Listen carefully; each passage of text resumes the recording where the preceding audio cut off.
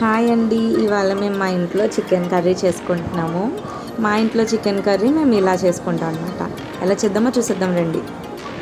ఉల్లిపాయలు, టమాటీలు, పచ్చిమిరపకాయలు కోసి పక్కన పెట్టుకొని చికెన్ని ఉప్పు కారం రాసి పక్కన పెట్టుకుంటాం. ప్యాన్ పెట్టుకొని ఆయిల్ బాగా హీట్ అయిన తర్వాత దానిలో ఆనియన్స్ వేసుకుంటాము.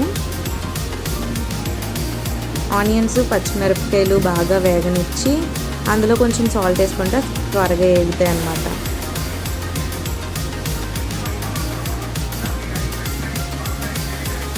ఇలా కొంచెం డ్రై రోస్టర్గా వేగిన తర్వాత అందులో కొంచెం టమాటీలు వేసుకుంటాము. ఈ టమాటీలు బాగా వేగనిచ్చి మనం ఉప్పు కారం రాసుకొని అల్లం వెల్లుల్లి పేస్ట్ కూడా దానిలోనే వేసుకున్నాము. చికెన్ ఉన్నది కదా, చికెన్ ఇప్పుడు ఇందులో వేసి బాగా వేపుకుంటాం. అది వేగిన తర్వాత ఈ మాదిరిగా నీళ్ళు వచ్చేస్తాయండి పైకి. ఇలా వేగిన దాంట్లోంచి మనం 2 గ్లాస్ ఆఫ్ వాటర్స్ వేసుకొని మూత పెట్టేసుకొని కొంచెం ఉడకనివ్వాలి.